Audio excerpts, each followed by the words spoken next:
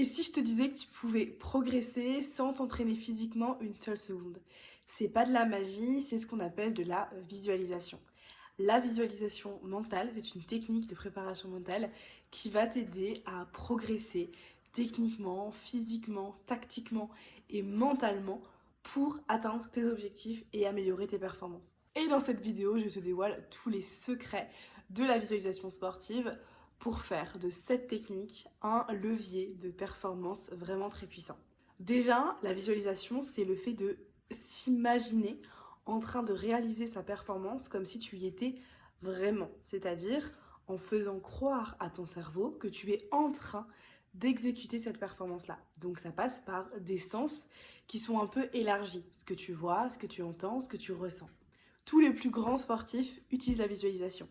Kylian Jornet, Teddy Riner, Serena Williams, parce que ça te permet de préparer ta compétition, mieux récupérer, recréer des automatismes qui vont t'aider, te sentir prêt et confiant.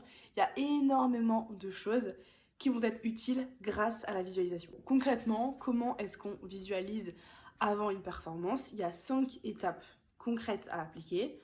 Premièrement, être dans un endroit plutôt calme, dans un endroit où tu vas être bien, où tu te sens bien pour visualiser. Deuxièmement, choisir un objectif précis. Donc par exemple, visualiser son départ ou visualiser un penalty par exemple. Quelque chose qui peut te stresser ou que tu as envie de préparer. Troisièmement, ajoute tes 5 sens à tes objectifs.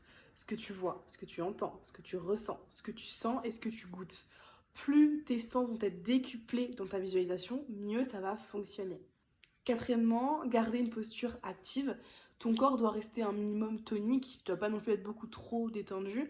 Il faut que ton corps puisse réagir comme si dans la vraie vie tu étais en train de réagir. On voit parfois même des sportifs qui miment aussi en même temps. Les skieurs font beaucoup ça sur leur descente. On les voit yeux fermés en train de simuler leur descente. Voilà, le but c'est que ton corps aussi puisse vraiment imprégner ce que tu dois faire. Donc ton corps doit vraiment rester actif, quand même pas trop détendu. Et cinquièmement, termine sur une émotion positive, de la joie, de la fierté, de la confiance, peu importe. Termine sur quelque chose qui va t'aider à retrouver de la confiance quand tu te reconnecteras à cette émotion. Bon, maintenant que tu as toutes les cartes en main, je te laisse tester un peu de ton côté. Si tu as besoin d'avoir plutôt des visualisations guidées, n'hésite pas à me le dire en commentaire sur un sport précis ou sur une technique particulière. N'hésite pas à me partager ça en commentaire et je pourrais vraiment t'aider à guider cette visualisation pour t'aider à atteindre tes objectifs.